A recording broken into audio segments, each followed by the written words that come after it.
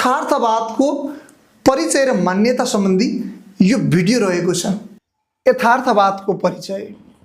यथार्थवाद साहित्यको एक महत्त्वपूर्ण धार हो जसले जीवन र जगतका वस्तु घटना तथा अनुभूतिहरूलाई जस्ताको त्यस्तै बिना कुनै कृत्रिमता वा कल्पनात्मक अतिरञ्जना प्रस्तुत गर्ने सिद्धान्तलाई आत्मसात गर्छ। कुनै पनि विषयलाई लेखकले आफ्नो व्यक्तिगत कल्पनाको रङ नथपी वास्तविकतामा आधारित भएर चित्रण गर्ने प्रवृत्ति नै यथार्थवाद हो। यसले जीवनको सत्य तथ्य र यथार्थ अनुभूतिको प्रत्यक्ष प्रस्तुति दिन्छ। यथार्थवाद आधुनिक युगको उपज हो जसको विकास विशेष गरी विज्ञान, भौतिकवाद र औद्योगिक परिवर्तनसँग भएको पाइन्छ। यसले मानिसको जीवनलाई आदर्श वा कल्पनाको आधारमा होइन, वास्तविक सामाजिक, आर्थिक र सांस्कृतिक परिवेशका आधारमा बुझ्ने प्रयास गर्छ। त्यसैले यथार्थवादले जीवनका उज्याला मात्र होइन, अँध्यारा पक्षहरूलाई पनि समान रूपमा प्रस्तुत गर्छ। स्वच्छन्दतावाद र आदर्शवाद जस्ता साहित्यिक धाराहरूमा पाइने भावुकता, कल्पनाशीलता र आदर्शको अत्यधिक प्रभावलाई यथार्थवादले अस्वीकार गर्छ।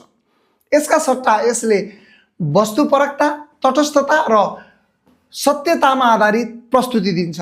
लेखक यहाँ कुनै प्रवचनकर्ता वा कल्पनाकार होइन, बरु समाजको एक सजग अवलोकनकर्ता हुन्छ जसले समाजमा घटिरहेका घटनाहरूलाई जस्ताको त्यस्तै चित्रण गर्ने प्रयास गर्छ।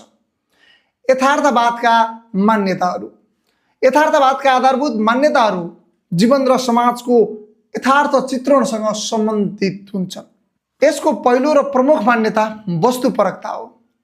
यसमा लेखकले कुनै पनि वस्तु वा घटनालाई व्यक्तिगत भावना वा पूर्वाग्रह बिना तटस्थ रूपमा प्रस्तुत गर्नुपर्छ भन्ने धारणा राखिन्छ। वस्तु जस्तो छ त्यस्तै देखाउनु नै यसको मूल सिद्धान्त हो। दोस्रो मान्यता सामाजिक यथार्थता चित्रण हो। यथार्थवादले समाजमा विद्यमान वर्गीय अवस्था, आर्थिक असमानता, परम्परा, संस्कार, सङ्घर्ष, पीडा र जीवनशैलीलाई स्पष्ट रूपमा देखाउँछ। यसले समाजका सामान्य मानिसहरूको जीवनलाई केन्द्रमा राख्छ र उनीहरूको वास्तविक अवस्था प्रस्तुत गर्छ। तेस्रो मान्यता पात्र सम्बन्धी छ।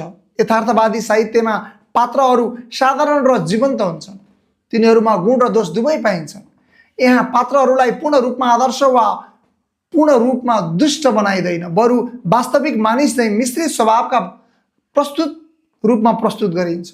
एउटै पात्रमा नायक र खलनायक दुवै गुण देखिन सक्छन्। चौथो मान्यता भाषा सम्बन्धी छ। यथार्थवादमा भाषा सरल, स्वाभाविक र जनजीवनसँग नजिक हुन्छ। कृत्रिम अलङ्कार, अत्यधिक भावुकता वा जटिल शैलीभन्दा साधारण बोलचालको भाषा प्रयोग गरिन्छ। पात्रको सामाजिक स्तर अनुसार भाषा र संवाद पनि परिवर्तन हुन्छ। पाँचौं मान्यता स्थान र वातावरणको यथार्थ चित्रण हो। कथा वा कृतिमा प्रयोग गरिने स्थान, समय, परिवेश, रीतिरिवाज तथा सांस्कृतिक पक्षहरूलाई स्पष्ट र वास्तविक रूपमा देखाइन्छ। सानोभन्दा सानो घटनाको पनि विस्तृत विवरण दिनु यथार्थवादको विशेषता हो। छैटौं मान्यता वैज्ञानिक र तार्किक दृष्टिकोण हो। यथार्थवादले भावनाभन्दा तर्कलाई प्राथमिकता दिन्छ। यसले कुनै पनि कुरालाई वैज्ञानिक ढङ्गले विश्लेषण गर्न खोज्छ र जीवनका समस्याहरूलाई यथार्थ धरातलमा बुझ्ने प्रयास गर्छ। यसरी हेर्दा यथार्थवादले साहित्यलाई कल्पनाको संसारबाट निकालेर वास्तविक जीवनसँग जोडिने काम गर्छ। यसले समाजको साँचो चित्र प्रस्तुत गर्दै पाठकलाई यथार्थबोध गराउने उद्देश्य राख्छ। यथार्थवादको परिचय र मान्यता सम्बन्धी यो भिडियो तपाईँलाई कस्तो लाग्यो? शिक्षासँग सम्बन्धित यस्तै भिडियोहरू हेर्नको लागि हाम्रा भिडियोहरूमा लाइक, कमेन्ट, सेयर र च्यानलमा सब्स्क्राइब गर्न नबिर्सिनुहोला।